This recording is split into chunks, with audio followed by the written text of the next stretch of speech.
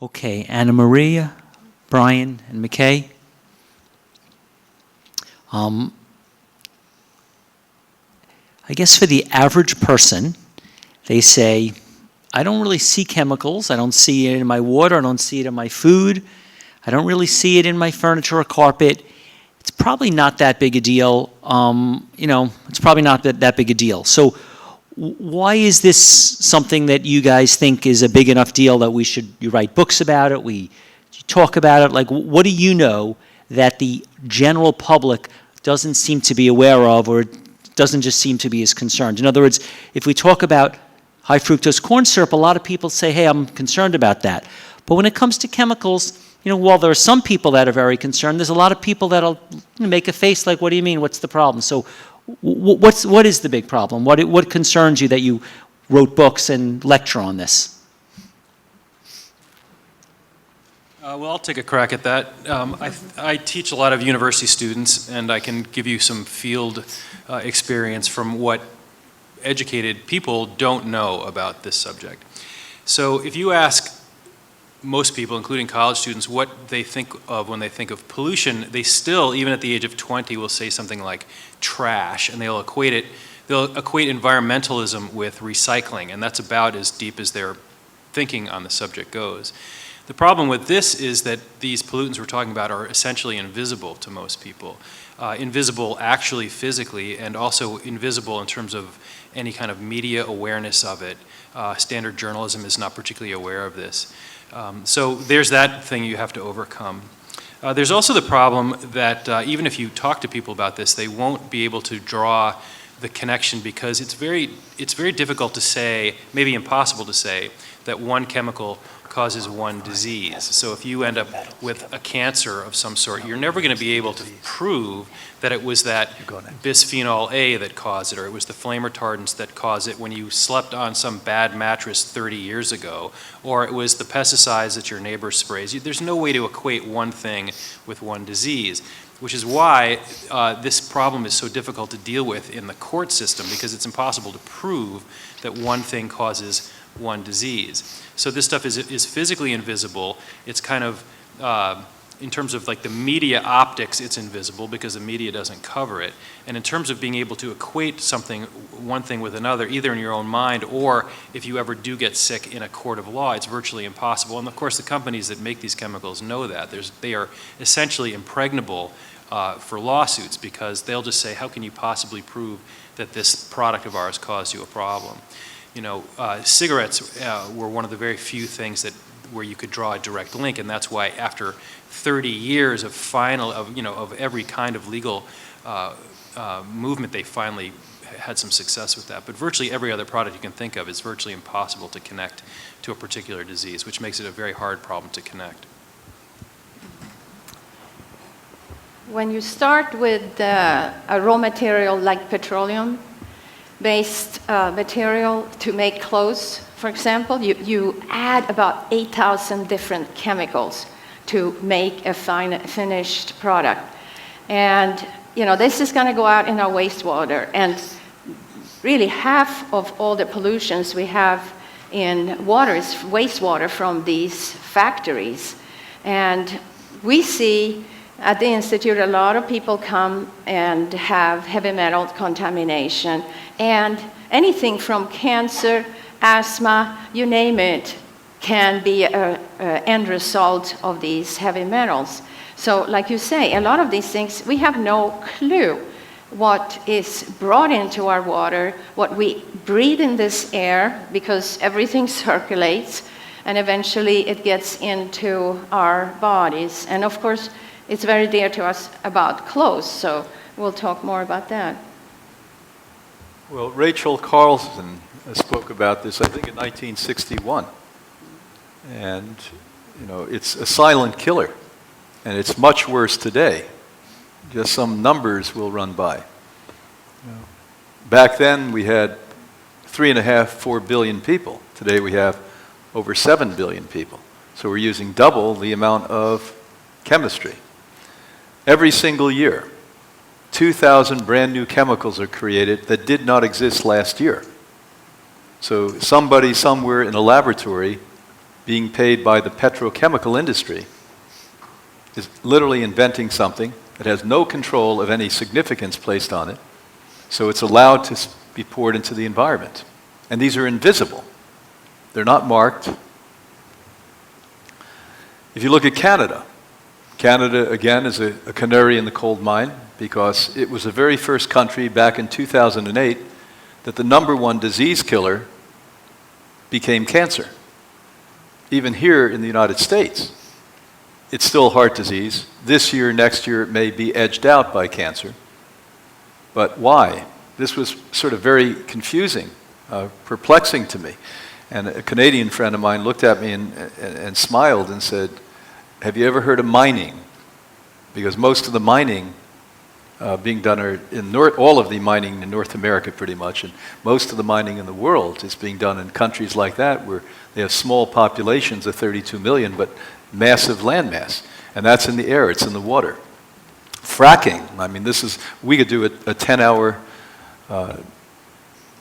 panel of 50 people on fracking alone. I mean, not long ago in Oklahoma, they've actually admitted that they know fracking is causing 4,000 additional earthquakes a day. Not a week, not a year, not in 10 years, a day. Within 24 hours after they agreed with the research scientists that showed that to them, the legislature said, well, let's make a law so that nowhere in Oklahoma can you deny fracking. So they said, yes, it's causing earthquake, but by the way, 20 hours later, we're going to make a law so you can't prevent fracking from going on. We put a story that was even stunning to me. You know, I'm not often surprised, but I was surprised. A young man that lived at 11,000 feet in the Rocky Mountains for 30 years, drank out of his own well, moved up there to be away from people, to live naturally, lived a pretty healthy diet. Ended up with a rash all over his body. Went to 10, 15 doctors. It was pretty severe. He couldn't sleep. He was scratching it, was bleeding. Somebody who had been through the Hippocrates program went and suggested it may be fracking, not knowing that they didn't frack in the Rocky Mountains where he lived. So he dismissed it, and because everything else failed, he checked into it, and guess what? At 11,000 feet, it was fracking that was going on hundreds of miles away. That the aquifer somehow went there. So this is such an enormous issue. You know, I see a lot of very conscious people focusing on a lot of subjects, but this is one I see even the most conscious people often throw their hands up, and it's the biggest issue. There's no doubt that in my work, our medical team has clearly, as many others, established that the #1 reason cancer is going to hit 57% of us now is chemicals and heavy metals. No question.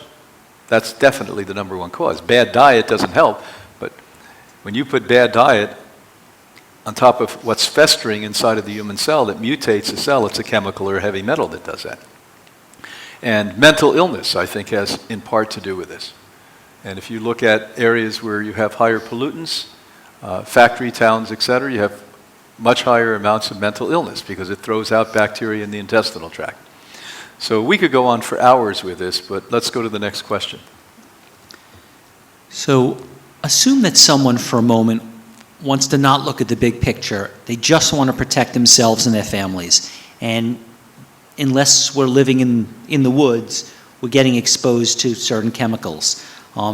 In McKay's book, he says at one point, or one of your lectures, he said flame-retardant chemicals in breast tissues, PCBs, dioxins, hormone-disrupting chemicals in our drinking water, neurotoxic chemicals in our paint cans.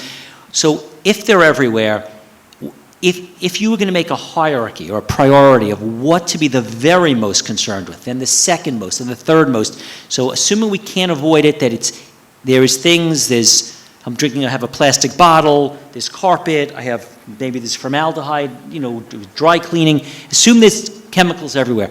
What's the hierarchy of the most important thing, no matter what to avoid, and then the second most, and then the third most, if you could try to, as best as you can, give us a priority of this?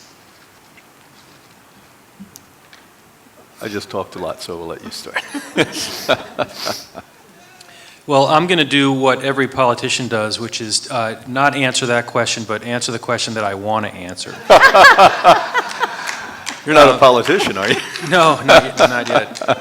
As some of you remember from what I spoke about earlier today, there are something like 80,000 chemicals in use today, and 200 have been tested to any significant degree. So there's no testing out there of any real significance.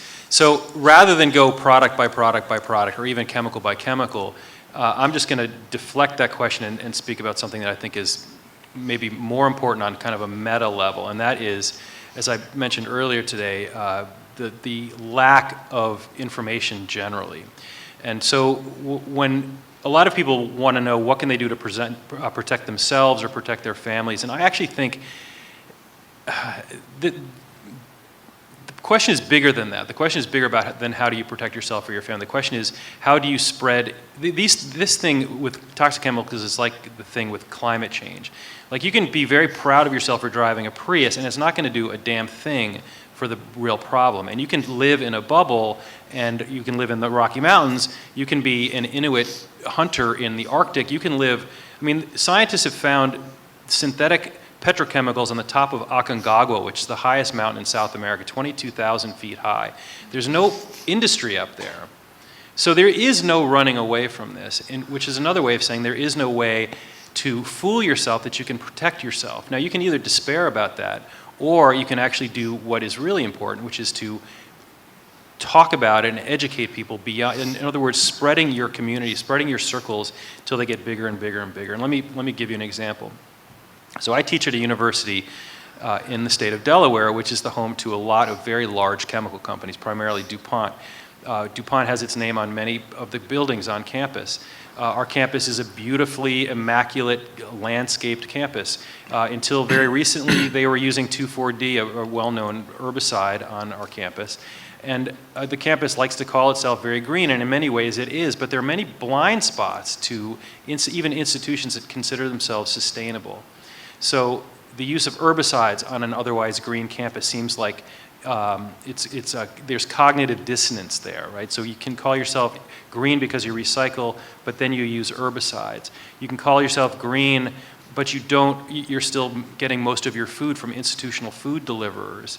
Like, there are very big blind spots in individual people and also in institutions when it comes to these subjects. So my recommendation, rather than go product by product, is to contemplate your role in whatever institutions you're involved in, whether you're a parent, if you've got kids at school. Like, what's going on with the landscaping at that school? Are they using a lot of herbicides? What's going on with the food system at the institution? Where are they getting their food? Is it organic? Is it local? Where at my university, students started to complain that all the food was being delivered by Aramark, this very well-known conglomerate food distributor, and they wanted a farmer's market on campus. So one day a farmer's market showed up on campus with, lots of very kind of nostalgic, hay bales and things attached to it.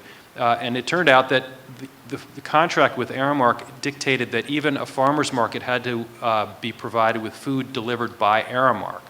So I live in a state where there are organic farms within 2 miles from campus, and this food at the farmer's market was trucked up 500 miles from North Carolina, because that had to be delivered by contract by this company, which makes no sense. It makes no sense that you can't have food delivered by local farmers, organic farmers, 2 miles. You could walk it down the street and deliver it to the university. So these are what I want to talk about are kind of informational blind spots that we have, both as individuals and, more importantly, in the larger concentric circles of the institutions that we're involved in. And that's the way you'll actually make a difference, by scaling up this opposition, this protest, this declining to operate the way you normally do.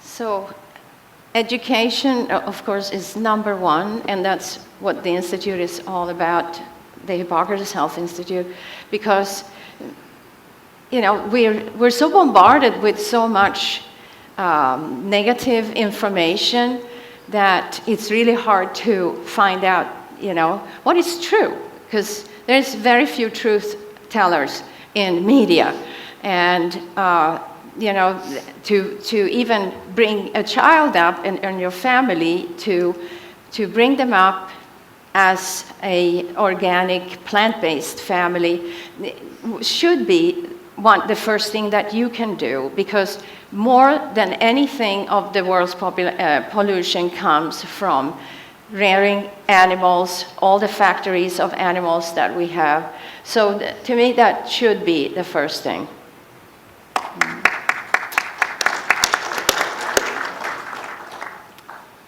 The 80,000 or so chemicals that are in use presently is just the tip of the iceberg, because when you mix one chemical with another or a third or a fifth, they make other chemicals that we didn't even intend to make. And we're not even looking at the 80,000. Can you imagine? We don't even know what the other hundreds and hundreds of thousands or millions of chemicals are. So this symbiotic chemical nightmare that's going on is unfathomable. It's almost monstrous when you think about it.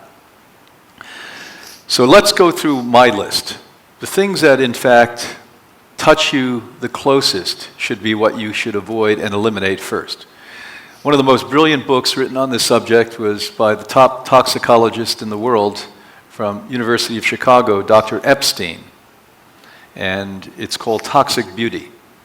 If you want a very sobering portrayal of what perfumes and makeup and colognes and toiletries have in it, after you read that book, if you're a conspiracy type of a guy, you're absolutely going to think there's a conspiracy going on. It's almost they go out of their way to put insane things into these cosmetics and perfumes and toiletries. It's the worst thing you can possibly put in there, they're putting in there. Then after we stop putting the rubby-dubby stuff on, and the shampoos, even most health stores, the shampoos they're selling are carcinogens. And I'll repeat that, most of the health food shampoos are, no less, the mainstream ones that are known carcinogens. And they have dyes, blue dyes, red dyes, etc. in them. Let's go to clothing. And the most important piece of clothing that you have to consider is undergarments. So if you look at our book, Killer Clothes, we actually point out, and this is the second time I'm talking about this in the conference, that if you wear polyester or nylon bras long enough, and God forbid you wear underwiring because you want to prop up large bosoms, you're going to have 6 to 8 to 9 times more breast cancer than if you wear no bra at all, which, by the way, bras are a fairly new invention, and I'm sure women did not invent bras. No sane woman would want to do that to herself. But we've convinced you that, these perky, nice-looking bosoms are nice, and so you go along with the program on that one. Or organic, go for the organic bras. This is a passion of Anna Maria's. And then start wearing natural fiber clothes. If I can do it, you can do it. We can buy natural fiber clothing. And women have a much easier time if you need dress clothing to find organic varieties. But if you're fairly wealthy, a man can do that too, or do what I do. Buy linens that are 100%, cottons and things of that, and make sure they don't say no ironing on it, because no ironing means it's chemically saturated. Formaldehyde is all over there, plus others. As Anna Marie pointed out, thousands of different chemicals are used. Then we look at where you're spending most of your time. I assume most of your time is either spent at your workplace or in your bed. Isn't that true? Now let's hope your workplace isn't in your bed. That's a joke. Then you're really in trouble. But think about the mattress that you're in. Think about the sheets and the covering on it. Are they polyester? Are they nylon? Because they're outgassing. They're outgassing. There was a study done that we utilized for Killer Clothes that shocked me. They took a polyester garment, washed it 1,000 times, and kept it for 25 years, and it was only outgassing 3 to 4% less than it was when it was made. And there were higher points, by the way. The degradation through washing broke it down, and there were higher points where it was actually putting more chemicals out as it aged. So be very cautious about this. Then look at your flooring. Are you having carpeting on your floor? Well, almost all carpeting unless it's natural fiber that's a throw rug or you're incredibly wealthy again. You know, this becomes an elitist thing quite often. And you can buy 100% wool carpeting. You pretty much have formaldehyde being outgassed. With plastic, do you know a lot of the carpeting today is made out of recycled bottles with PBA coming out of it? And the outdoor carpeting, I think, is almost 100%. They're proud to say it's recycled now. So, you know, what happens on a hot day when you have, you know, make-believe carpeting outside and you're sitting in the sun for 2 hours and the sun's hitting that and it's outgassing?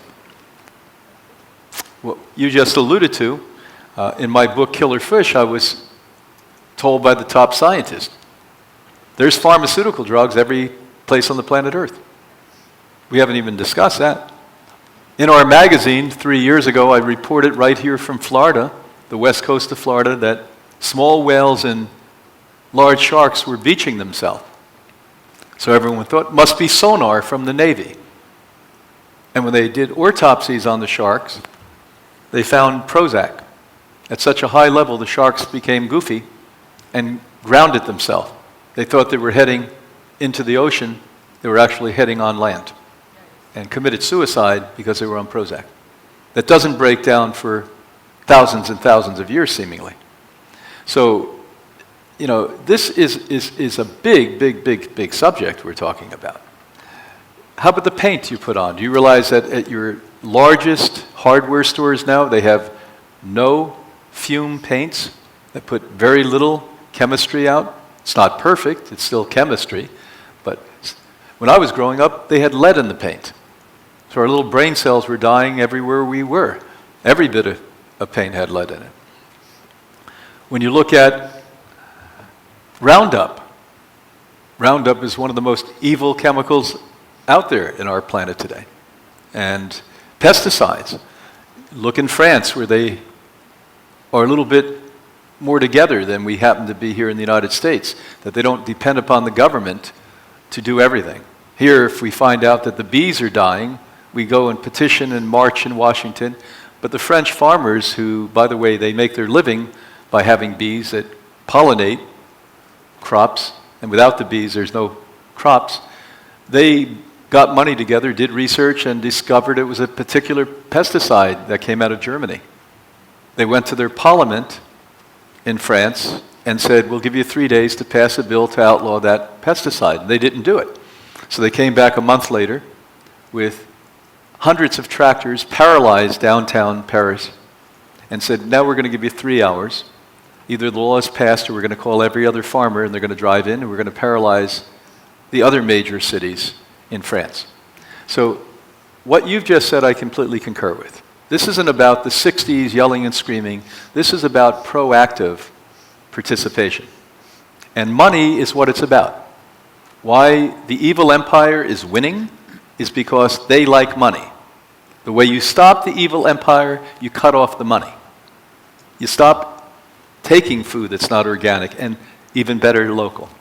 You stop wearing clothes that are made out of plastic. You stop taking chemicals in your life, and you demand through your pocketbook what you're buying. That's your real vote, what you're buying. And that's how things are going to change.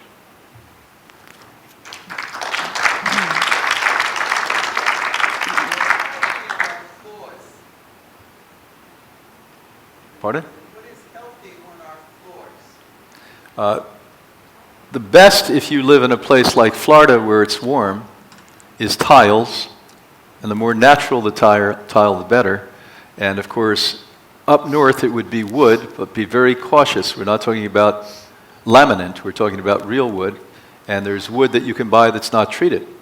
And there's many companies that call themselves green today that are not green, but they're real green companies that have been around before it's a fad. And you may want to look at what they would suggest. There's organizations that know a lot more than I'll ever know about this. That one is Healthy Homes, as an example. But there's a plethora of different experts in this field now. Okay, so assuming that not everyone is really aware of where they're interacting with chemicals. I mean, they get that if they're spraying the lawn with heavy chemicals, or the crops are sprayed, or can you try to explain to us just in a typical day, if we woke up tomorrow at 6 o'clock, where we are interacting with chemicals? Because a lot of us might think we're interacting a few times a day and not understand all the different places. So where, if you wake up tomorrow and go through the day, where are all the places that we're interacting with chemicals that we might not be thinking that we are? I mean, I'm having a hard time thinking of a place where you're not interacting with chemicals. I mean, I think, what do they say? The average male uses something like 12 personal care products a day, and for women, I think it's, I don't know what it is, 20 or something like that. So, you know, where do you start? Your toothpaste, your shampoo, I mean, what time is it now? 6:05, and there's 3, you know. You've already gotten your head off your neurotoxic mattress, and now you're going to go put on your, you know, your no iron shirt. I mean, it's almost an absurd question. I mean, it's a perfect question in that it points out the absurdity of the way things are. It really, I mean, I hate to kind of put a fine point on this, but kind of just look around you. Yeah. Look around you. Now, we've been very graciously hosted by this hotel, but this is like not the greenest room I've ever been in. Other than the color. It's a very green color, yeah. That's about the only thing. So, you know, I don't know, like how radical do you want to be? I think the French farmers with the tractors is a very interesting thing. Like, you know, an interesting idea would be, what if this conference decided that it was going to decide where to hold itself based on how green the venue was? Yes. You know, Not a bad idea. Our new building goes will back be to the green. institutional thing. It's like you can make some moves on your own, but when you have a conference with hundreds or thousands of people, they're you know, holding out some real dough that is going to be offered to one place or another place. You know, you've got, and it's like I said before, an institutional food contractor. You've got an institutional lawn care contractor. You know, once you scale up and you're waving real money around, not just individual money, but you know, leveraged, scaled up money, then people start to pay attention. So there's that, like there's the institutional thing, and then the whole thing about what, we talked about this earlier, but what beats corporate money? I said earlier, angry moms, you know, angry moms beat corporate money every time.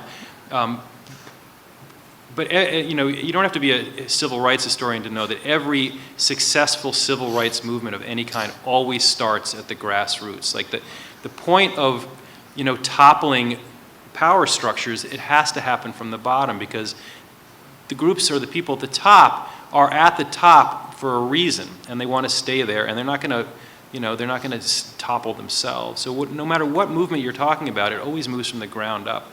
So how you start these kind of community-based actions, that's where the real friction has to start.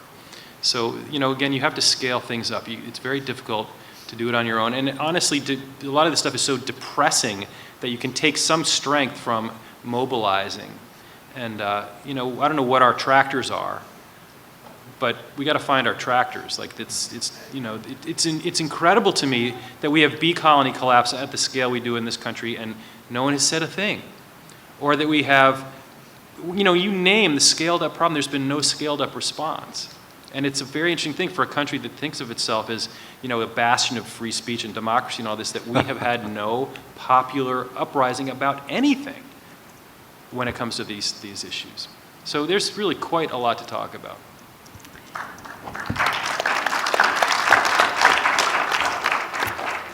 We kind of take for granted that all the pollutants have been here forever, hundreds and hundreds of years. They've only been around about 6 decades. So, you know, some of us are about that age now or more, and we can so easy ban these chemicals like so many other countries have. EU have banned tons of chemicals that we still allow in US, and that we also export to other countries, developing countries, unfortunately. For example, when you test breast cancer, most women have 60% more DDT in their breast tissue than other women, and other chemicals. And most of these petroleum-based chemicals imitate estrogen. So they're called xenoestrogens, and they imitate, and they, of course, create enormous problem for your body, for your own immune system to react to it, to know it, because it's an unknown for your immune system. So, you know, I think we all need to work on getting rid of things that we don't want, that we don't need, that other countries banned. That's for sure. Yeah. So when we talk about this subject, I think we need to broaden it to re-education. And it's so overwhelming, Stephen. I mean, I didn't realize until 3 years ago, as much as I pride myself as a constant researcher, that a 15-minute shower, you take in 1.5 liters of water into your skin. Now think of, you filter the water you drink, let's hope you really purify out the nonsense that's there, but then you jump in the shower, and by the way, I'm not saying I don't do the same thing as you. I'm doing the same thing, and I'm traveling around the world. I'm sampling different chemicals from all over North America and all over the world. You know, oh, let's have a little bit of that. You know, put it in over here. So that's what you get in Paris, and this is what you get in London. So it's endless. It's endless. I drive a car. How many of you drive cars out there in the world in here? Okay. It's plastic. It's metals. It's chemicals. I was taught when I was in my second year of high school by a really fantastic teacher, you know, a passionate guy. He loved to teach. He said, you know, I don't care if you have a Rolls Royce. If you don't crack the window when you're driving, fumes from the engine inevitably gets in and kills brain cells. He taught me something that may have helped me, be at least a little bit smarter. So I crack my window even when I'm in hot days and super cold days. Chemicals, again. Think about what we intentionally inject in our body. The other day I did an entire program on autism. Besides the notable ethyl mercuries that are in most of the vaccines all over the world, and less here, but enough to still be a problem, all of these have aluminum in them. So we intentionally put aluminum and we intentionally put mercury into vaccines and inject it into 2-hour-old children. Now, if we're insane enough to do it to ourselves, that's one thing. But the most vulnerable, the most tender, the most precious among us, we're doing this to. Where does it stop? It stops with personal choice. I mean, I can't say it. I think both of us, all of 3 of us, are on the same page here. That we have made choices in our life where we just avoid these things. We're not completely perfect. We drive cars. I'm on planes. I'm sitting here in a room that's not 100% green. But the fact is, at least if most of the time you're putting full and complete diligent effort into avoiding these things, and certainly not putting on your body things that are going to kill you, and sleeping in those things, and painting your house with chemicals, fumes. It's so much better for you and your children than just haphazardly saying it's too big of a problem, we'll do nothing. And again, I love the French. The French did it on their own. They didn't expect the government to change it. And as you so well articulated, every successful movement through the entire history of civilized humanity has started with one person outward. And that's how it's going to start here, with you, affecting your family, your friends, your community, your citizenship, global citizenship. And I'm an optimist. I believe it's going to happen because things have gotten so bad. That's why Stephen and I spend a lot of our waking hours on presenting this information on the real truth about health and creating these conferences.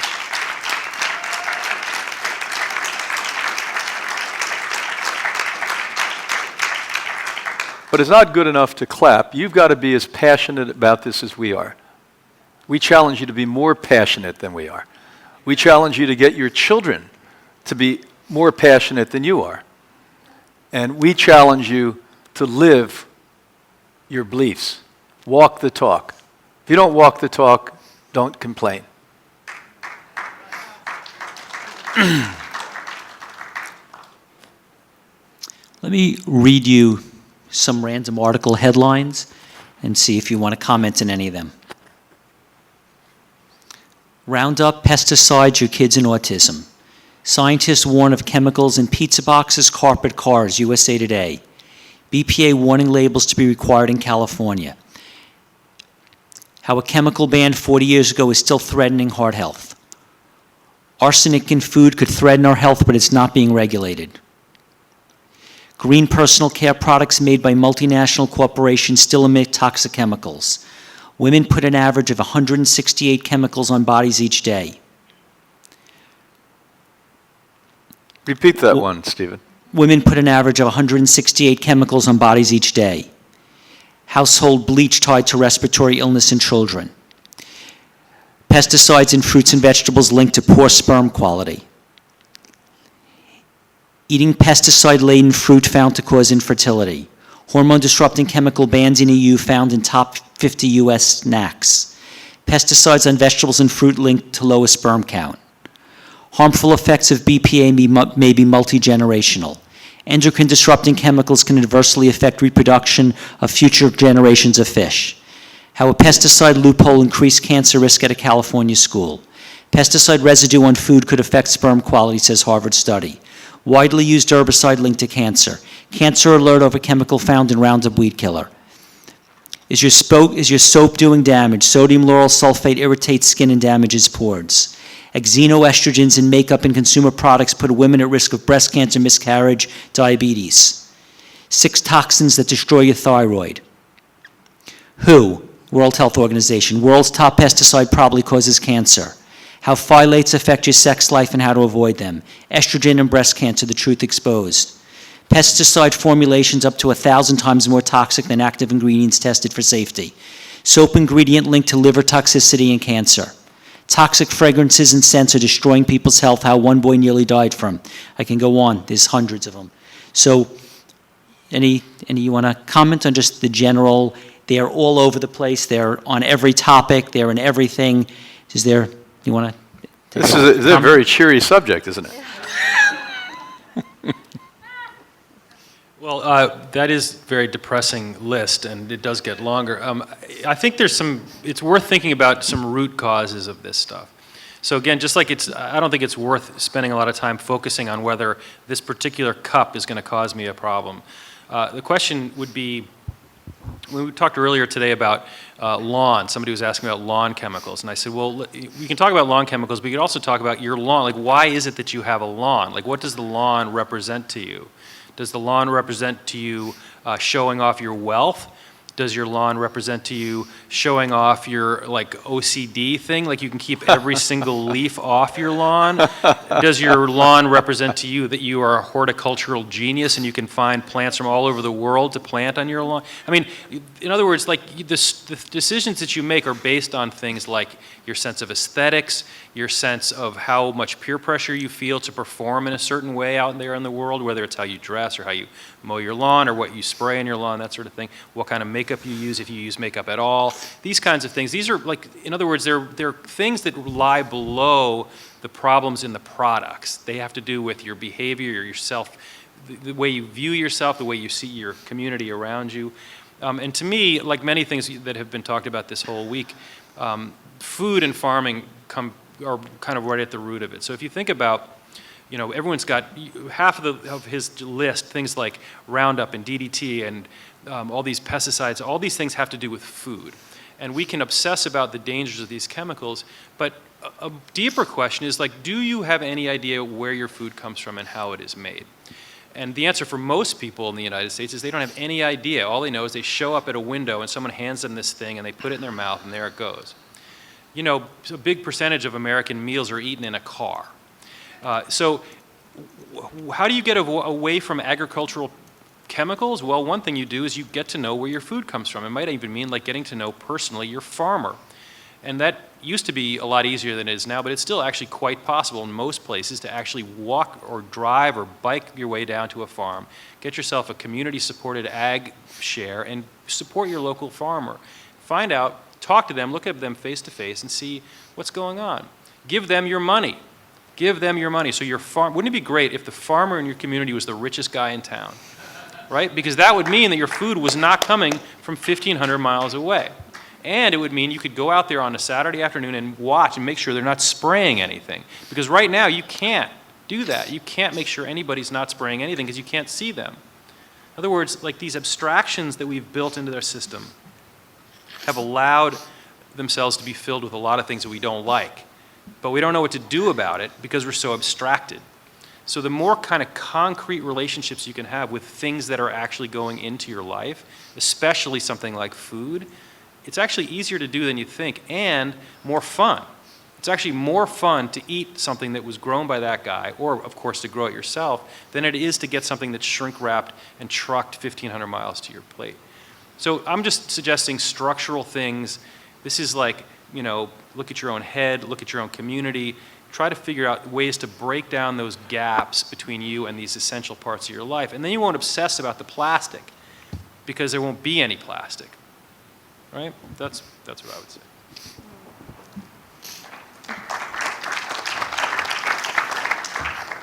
I want to talk about women's health, breast health.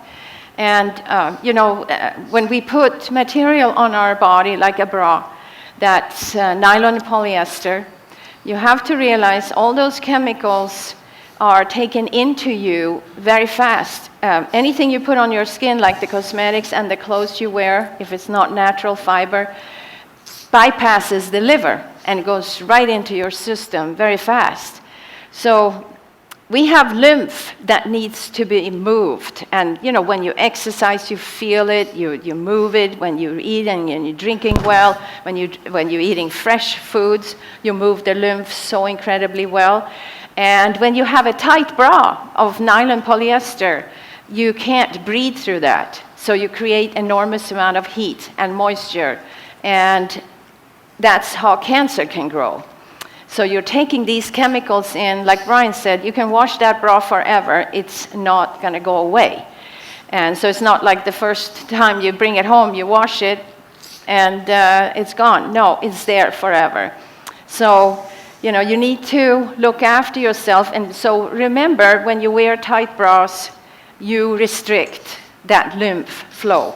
And what happens to a woman when she's nursing her newborn is that the nursing in itself gets your lymph going in that breast. So that keeps your breast healthy. And we were not supposed to have tight. You have lymph under your arms, you have lymph between the breast, you have lymph under the breast. And if everything is tight and you have that underwire, which is a metal, you restrict all that tissue. And, you know that that's going to be a much greater risk for breast cancer. So every woman out there, I hope you understand your breasts have muscles. They're not supposed to sit in those tight brasiers. They're supposed to actually be able to be without a bra. I know, we work, most of us, probably half day you be in a bra, the other half not.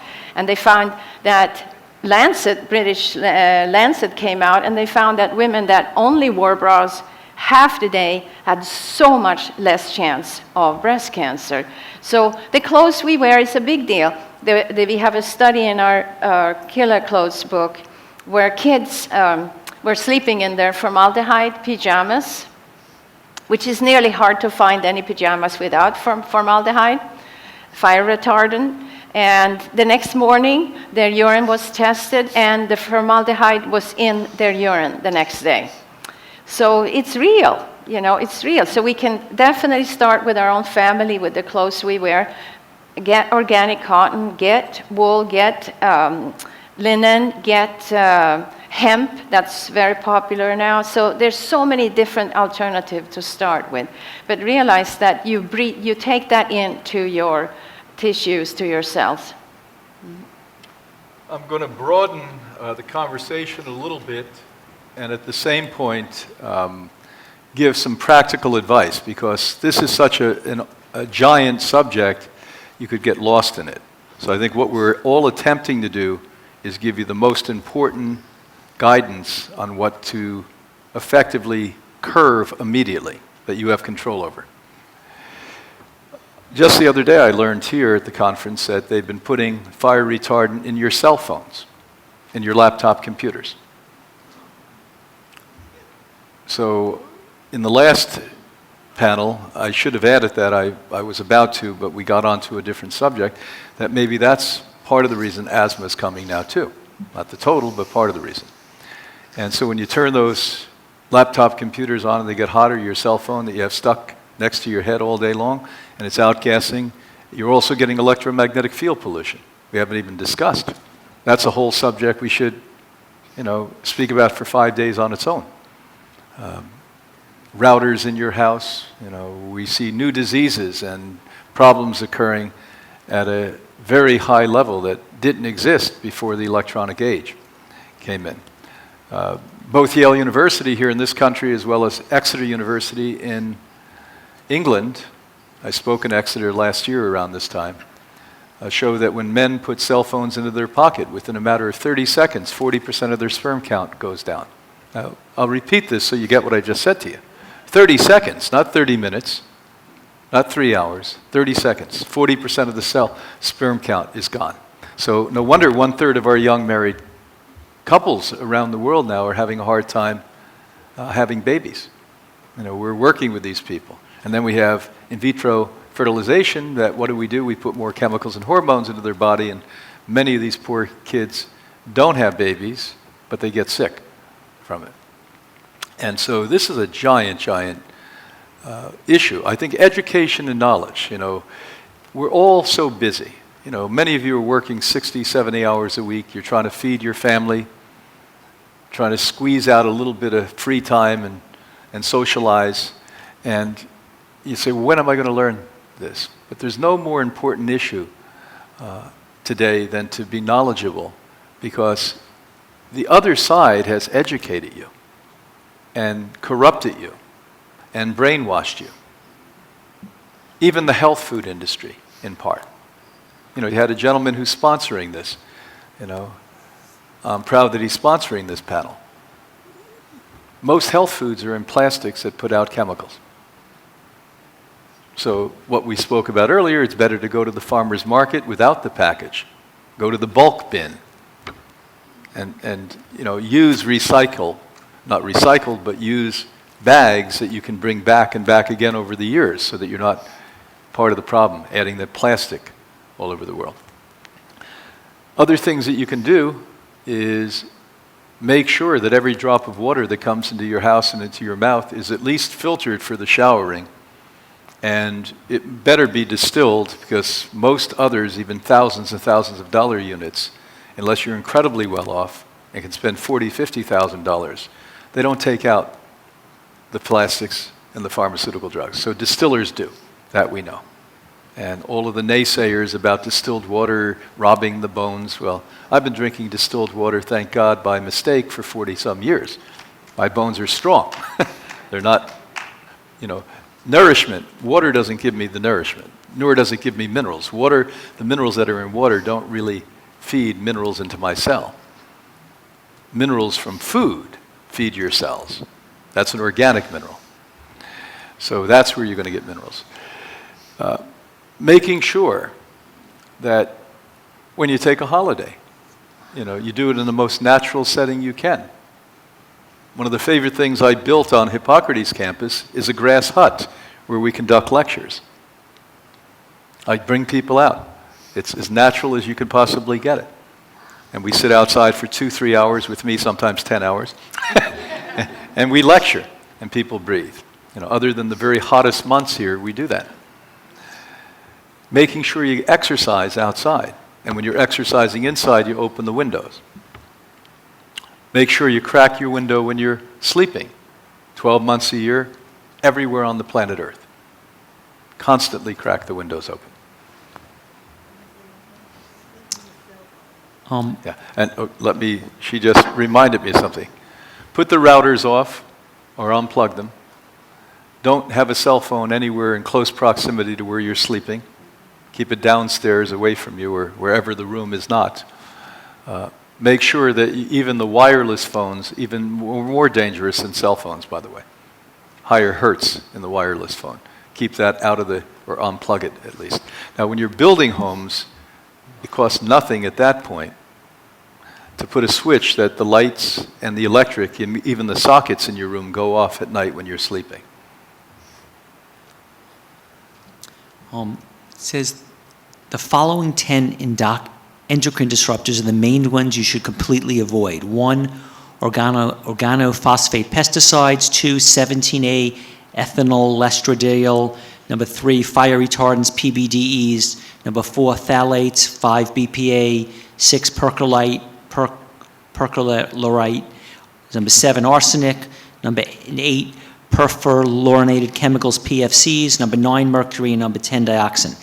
Now, it seems like the obvious reason that people are saying, okay, whatever, sounds bad, but no big deal, is because they're not connecting it. With cigarettes, they think, oh, you smoke cigarettes, this is the result, I don't want that. But when I read this list, a lot of people are thinking like, whatever, my dad's 80, my uncle would live to 86, this can't be that big a deal. So why do you think that these things are a big deal and the general public is still not connecting them to their health the way they do cigarettes?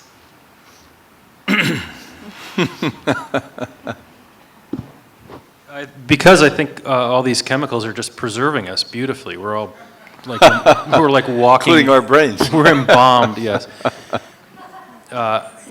I really don't know what to say to that. I really have no answer to that, so I'm going to pass it on. I don't know why that argument seems, that always comes up. If we have so many chemicals, why are we all living so long? I mean, one answer is that we're really good at keeping people alive who are sick. I mean, one thing that medicine has been able to do is keep you breathing. Yeah.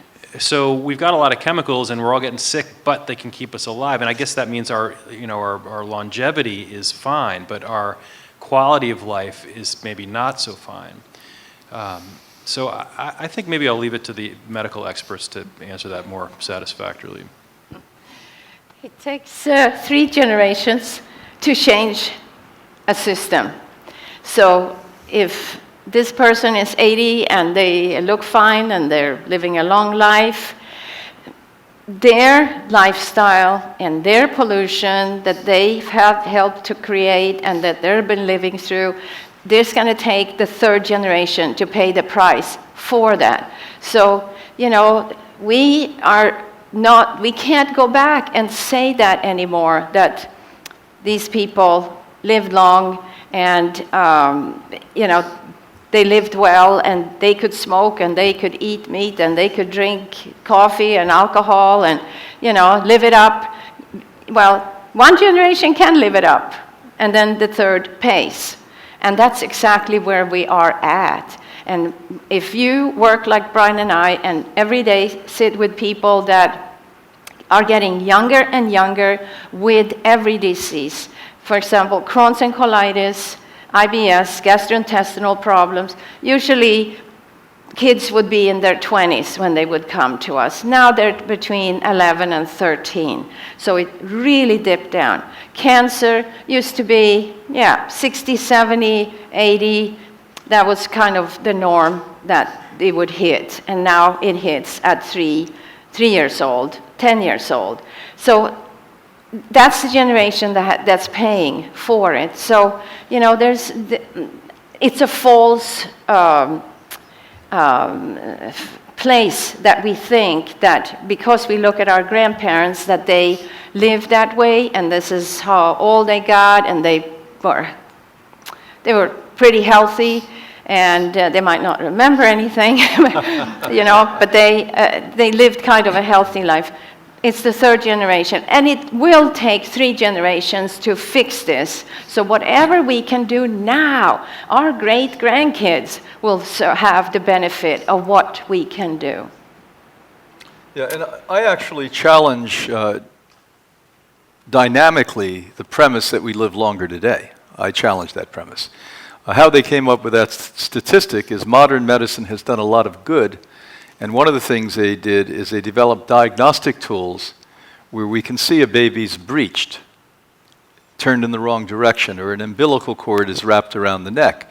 So we have virtually, not literally, wiped out infant mortality in the developed countries of the world. Now, in rich countries like the United States, we should be ashamed because in the poorest inner cities, we still have a high rate of infant mortality. Death at birth or before they're 1. So if you take the idea that 2 to 3 children out of 10 would die at infancy, and wipe that out, and people used to live to 100, well, we get to 50 at that point.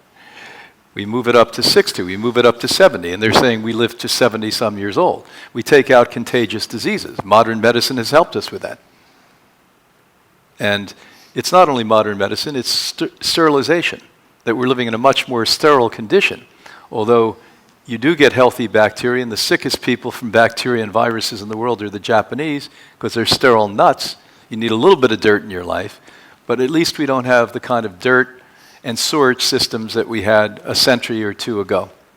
And so we've wiped out a lot of that nonsense that went on, unnecessary death. But in developing countries today, they're still dying. The vast majority of people in the world still die today from waterborne diseases. So microbes, bacterias, or amoebas or parasites they find in the water systems. The most important place you get chemistry is air, oxygen. 70% of pollutants in major cities probably come from what you breathe. And the environmental protection agencies here in this nation and around the world all report the same number, that the average household inside of the house is 6 to 7 times more polluted than outside. So on hot, polluted days when I'm in major cities around the globe and they're saying the elderly and the young stay inside, I'm saying please don't. Because as bad as it is outside, it's worse inside of your home. The last thing I want to address is one of the ways that we may, because people love sex, you know, out of all the books I've read, written over the years and lectures I've done, the one that was the most popular is a book we wrote on sex. And it doesn't tell you how to pick up boys or girls, so don't buy it for that reason. But it talks about the healthy part of sex. So let's give you one way that maybe we're going to start addressing chemicals to human health. Our sexuality is changing because of all the plastics and all the pharmaceutical drugs and all the chemicals and all that we've talked about and all the statistics that Stephen is perpetually throwing at you out there today. Literally, boys are becoming like girls and girls are becoming like boys. And the canary in that coal mine is the fact that 1/3 of our young married couples cannot have children. But I won't challenge anyone here sitting in front of me in this room, but have you ladies who are single noticed it's really hard to find men now? And why? Because all of those chemicals are estrogen-like. And when women get extra estrogen, your body produces extra testosterone. So if you men are having a hard time finding a very feminine, loving woman, that's why she's barking at you today. So maybe the one issue we can get people to awaken about chemicals and heavy metals and pollutants is we say, by the way, you won't have good sex anymore. And if we say that, quite possibly people will say, oh, we better do something about this. Forget the fact we'll get every disease known to man. We've been speaking on the effect that chemicals have on us personally, but aside from on human health, what are the consequences of all these chemicals in our environment? What are the effects that are taking place from all of them?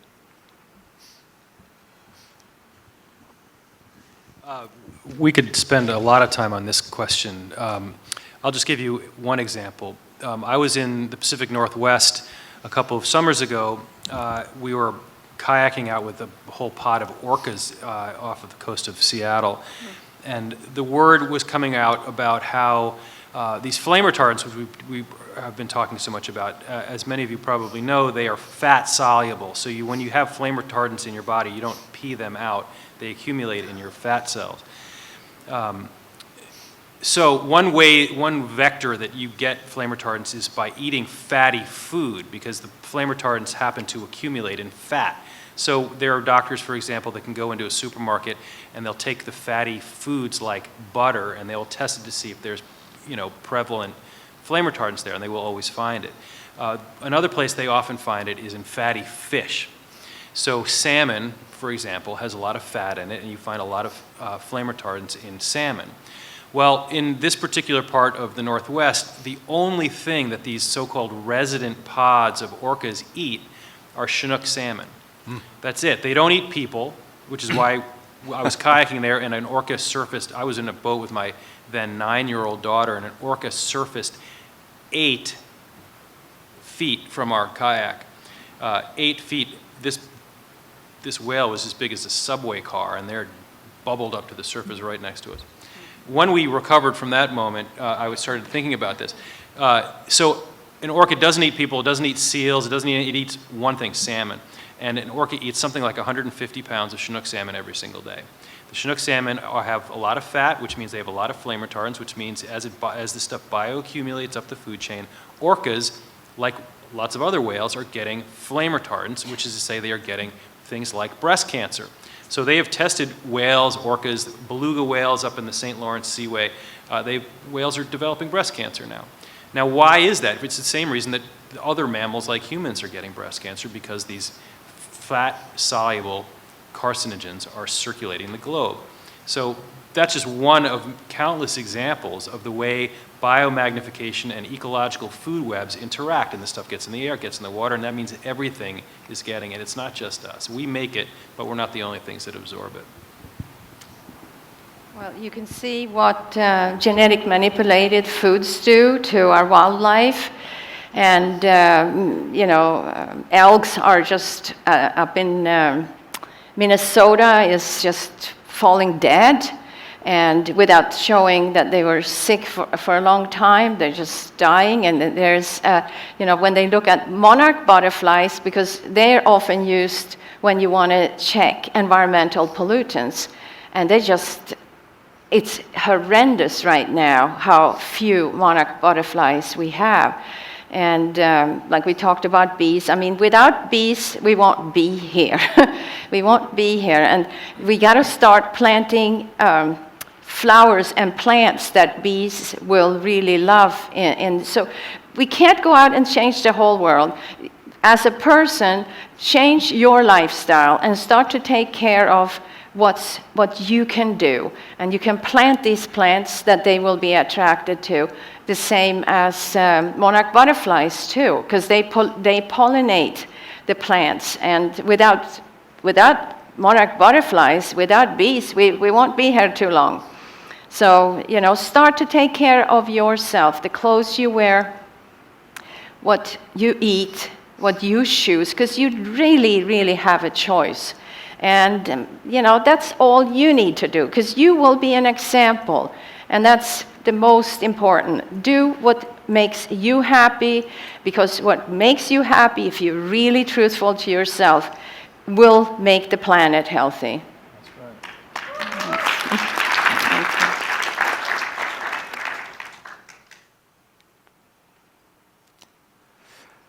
When you think about this in a very large-scale way, we need to immediately act. This is not one of those issues you can put on the back burner and say, let somebody else handle this. We've created it, so take responsibility. The old term, which I love, reap what you sow. And that's not only biblical, it's common sense. And so I admit that I've been part of that problem, and I'm still part of that problem. I sit here and arrogantly tell you I'm above the fray, and maybe a little bit. But we still participate in this. All of us participate in this. So, as Anna Maria and all of us have said tonight, is do what you can do. And don't let this overwhelm you. And through your small action, all of us, imagine if 7 billion of us tomorrow said, we're not going to eat anything but organic food. Do you know what a revolution that would be on changing the chemicals? Do you realize 25% of pesticides are used on growing cotton? We're not talking about unnatural chemical-made fibers. We're talking cotton. 25% of the pesticides are used on that. Imagine if we say we're only going to use organic clothing. Now, what I've just said to you, if that could happen, if we had a magic wand and we did this, we would wipe out 35 to 40% of the chemicals on the planet from those two acts? those two acts. Then imagine we say, this gentleman who passionately stood up here and said, they've created a plastic that's not toxic. If we said, the next car I buy, I refuse to buy the car if you have petrochemical plastic in it, that you have to make it out of that plastic.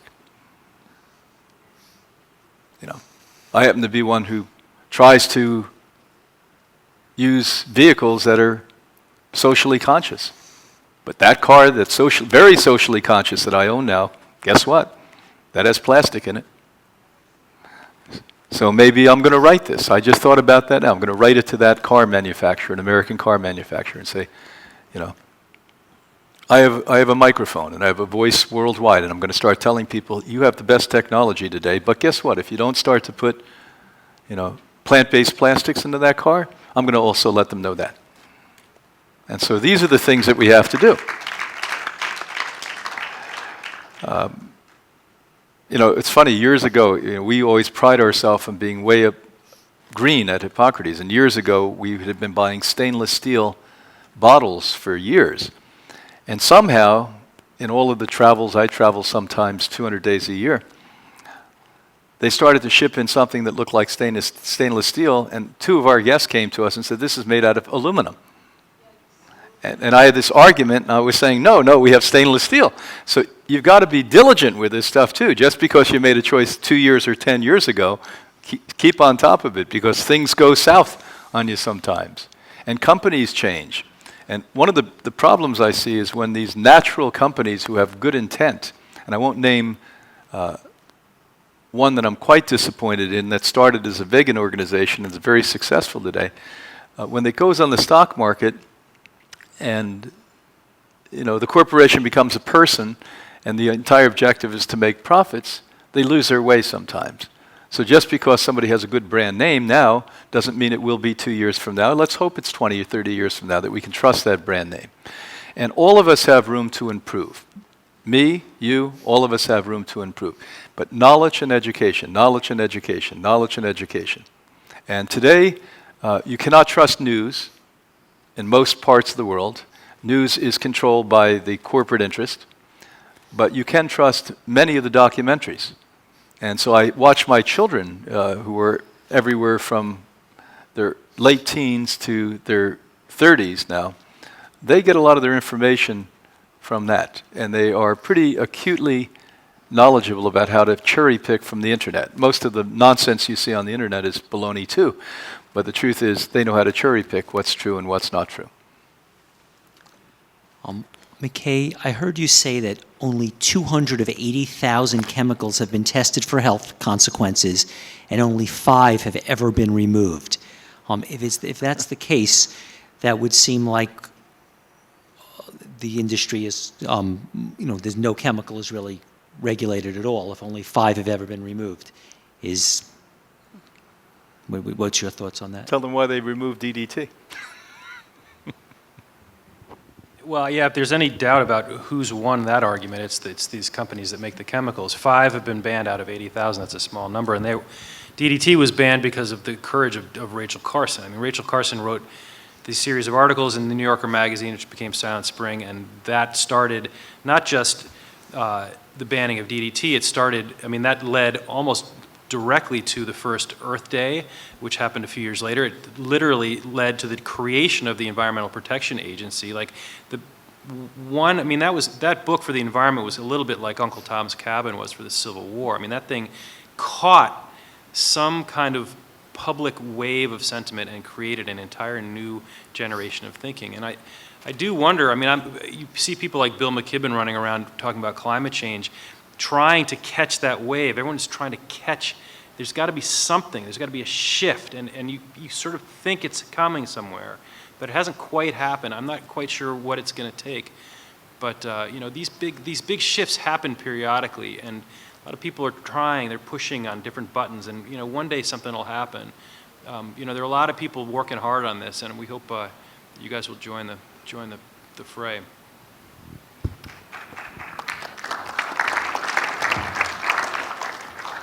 Start at home. You can get a lot of products biodegradable, so they can actually biodegrade in nature, they can degrade. Otherwise, they don't.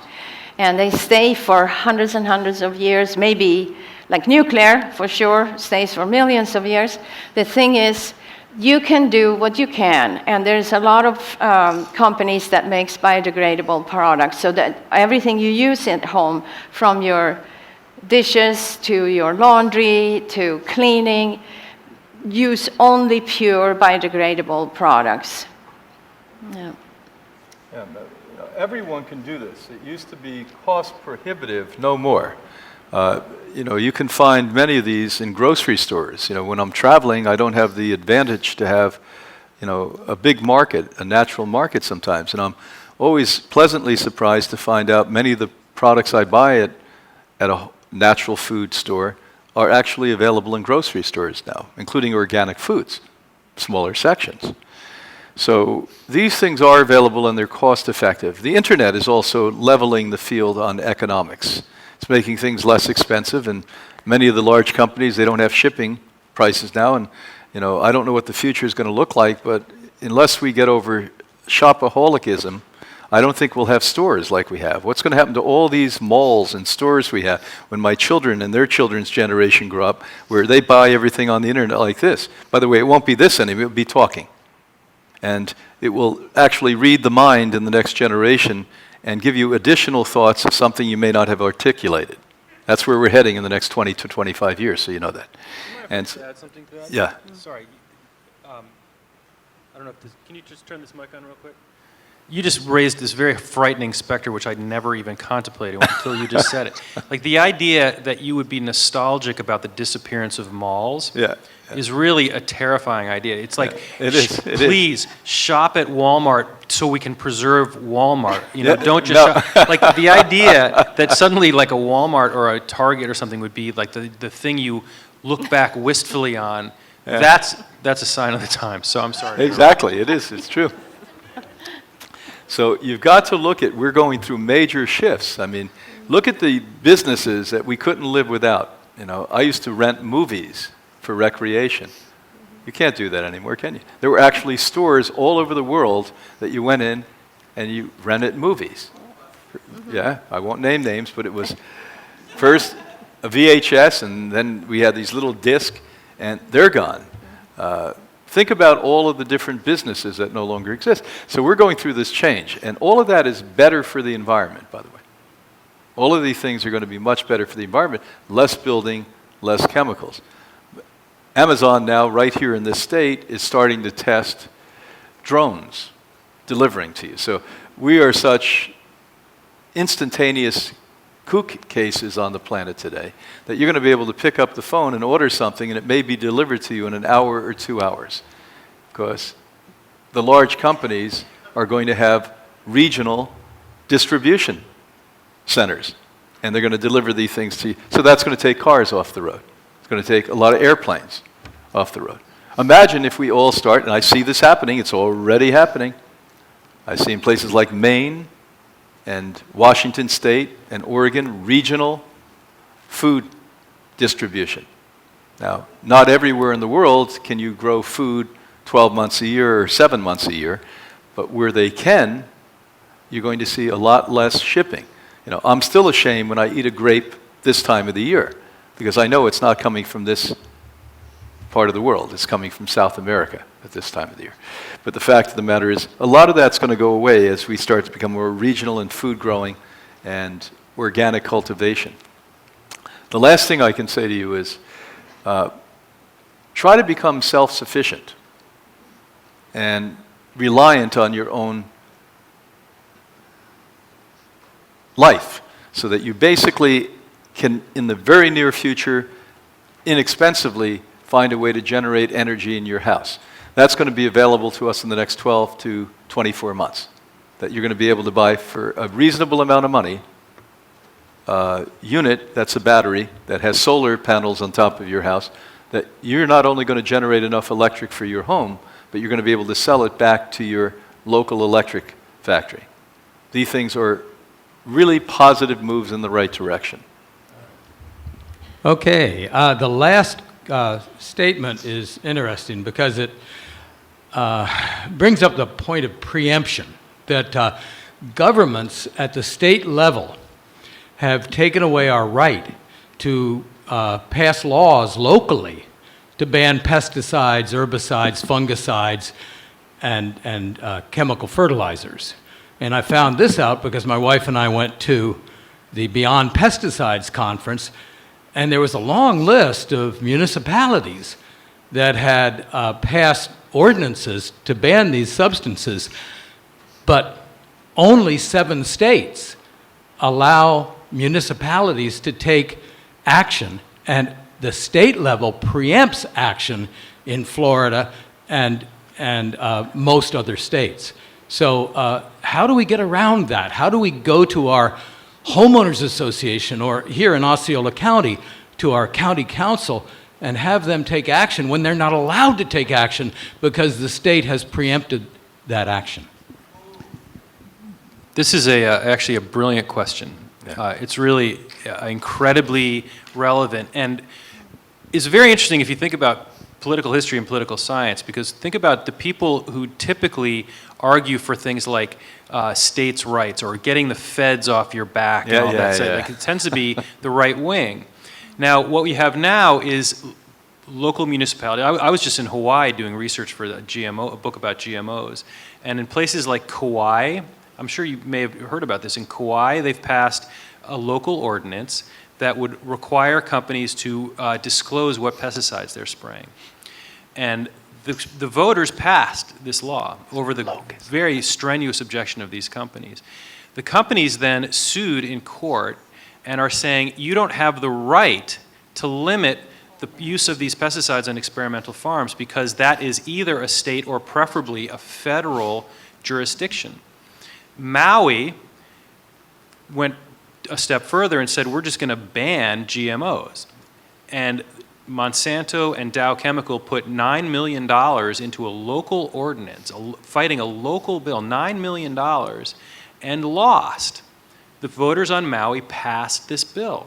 The companies turned around and said, you don't have the right, you voters passed the bill, you don't have the right to pass the bill. This is a state or a federal jurisdiction.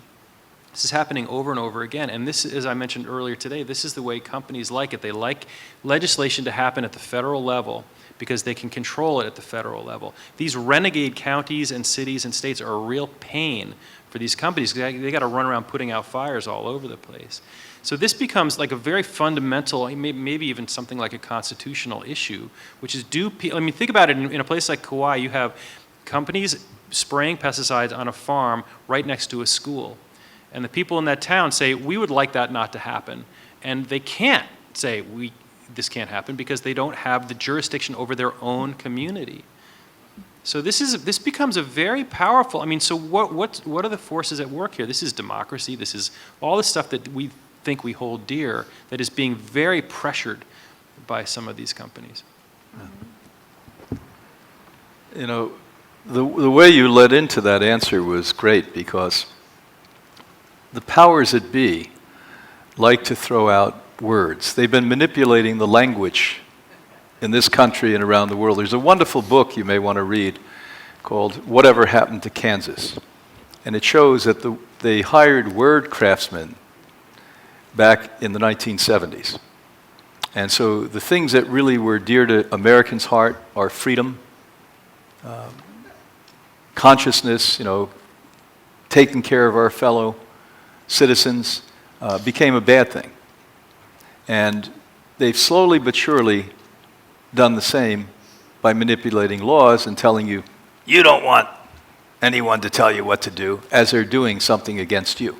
So they have you watching the game over here as they're pulling money out of your pocket over here. And this isn't happening a little bit, this is happening consistently. But if we could take something that wasn't so interesting, like prohibition, and overturn it, we could certainly turn over laws that pollute our children because we're blowing pesticides into their face when they're trying to be educated. I don't know any person on the planet that has any level of humanity that couldn't do that. But getting more than a few of us yelling and screaming in a room in Florida in late May has to happen. Our initiative is to get this out globally to millions and tens of millions and hundreds of millions of people. And as we know from the statisticians today, we don't need 51% of the people to make change. We need 17 to 18%. And I know globally now there's 11 to 12% of us that are conscious enough to know what's right and what's wrong. We don't have to be told what's right. We don't have to be told what's wrong. We know. And I've watched that evolve in the more than 4 decades I've done my work. So we're poised to do that. At this point, we're poised to do that. And so it's not the 60s anymore. So he said, how do we do that today? You know, my generation, the 60s, we didn't want to have anything to do with anything from the past. Whatever our parents did, what anyone else had done in the past, we didn't want anything to do with. So we were in a position poised at that point to overturn everything. But we failed because we sold out. We sold out. The vast majority of my generation sold out. And they're going to end up with Alzheimer's because of it. And cancers and God knows what else. I believe that the generation my younger children are in today are fed up. I think they don't believe, like you and I believed, in the status quo, in the institutions that were there before. I believe they're better educated than we were, and not as naive as we have been. And I think that we're going to have a renaissance of social change very soon. You're seeing it with the gay community. I never thought I'd see in my lifetime where we have to fight for another group of people. But now gay rights, thank God, is on the table, and we're talking about that. I no longer hear anyone think it's cute to get drunk. That's the next one in the target. When I was young, we used to have comedians that their entire work was making believe they were drunk, and we'd all laugh. I don't laugh at drunk people anymore, do you? We feel sorry for them. So the things are changing. Things are changing. And very soon, we're not going to laugh at people eating meat and dairy food. We're going to feel sad for them. We're not going to get angry at them anymore, because I did it, and I ate lots of it. And we're going to have compassion for them. And pretty soon, we're going to say, you mean to tell me that you stand for something like eating food that's not organic? That you actually feed yourself, your wife, your husband, your children, food that you know has chemicals on it, and you think that that's macho? We're going to feel sorry for those people. So as the numbers grow, and as we intelligently, as we are in this conference, putting our voice forward, and in rational, scientifically supported terminology, and with massive amounts. Do you realize in this conference I sat last night and figured out that you have probably about 3,500 to 4,500 years of experience. I looked at the ages, I looked at the work. 3,500 to 4,500 years of experience in this group of people that you have here. And with that said, can you imagine if we keep preaching and telling the truth, and this resonates with people? That's not just, we're preaching to the choir. Most of you sitting here in this room are the choir. We could all sing together. Let's do it. But we want to get to the people that said, what the hell are they singing? Okay, this will be the final question, and then if you want to get books signed in the bookstore, you can. So, final question of the night. Well, this is more of a comment. I'm with Brian. We started the POP campaign. And I want to say a couple things in relationship to the last question. And one is never give up.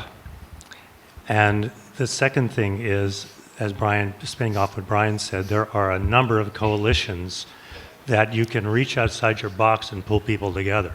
One of the reasons that the people in Maui, the Shaka movement, won is they very uniquely pulled together the environmentalists, the Hawaiian roots people of the culture who were just very concerned about their own culture and their own peoples, and the hippies. Yep. And they had never gone together on anything, and they beat Monsanto at that particular point. And I say think out of the box because even bills or pieces of legislation are in the country that have never really been approached, such as the American Disabilities Act. I don't think that's ever been used to challenge Monsanto, to challenge us as disabled from all of what we've heard throughout this conference. I think there's a place there to have a dialogue. There's one other thing that I think has never happened is we know farmers have been challenged by Monsanto with the seeds. Well, think outside the box, think opposites. No one has ever challenged Monsanto as criminal trespassing of their seeds on the farmer's property. Yeah. So I think those kinds of things can continue through dialogue and sharing, particularly with other groups outside of who we are, to really find tremendously effective action. Thank you. I want to honor Rudy for a minute and clarify the role he plays. A number of years ago, when I would come back from abroad, and I started to see the Monsantos of the world so greatly influence governments, they were taking the rights of health freedom away from the publics in Europe, and they've done a great job. Many people who have been healthcare professionals there have been placed in jail. You cannot buy in many of these countries any legitimate supplements anymore at all, and they're on a trend to get only medical doctors, conservative medical doctors too. So I'd come back to my very wealthy friends in the field of healthcare here and tell them, and they would wave the flag and tell me it's not going to happen here, as it slowly was happening. As we've seen our friends to the north, it has happened. And it's called Kodak's ruling. So I decided that my nonprofit organization that doesn't have tons of money would hire lobbyists, since the wealthy people obviously didn't understand how important that was.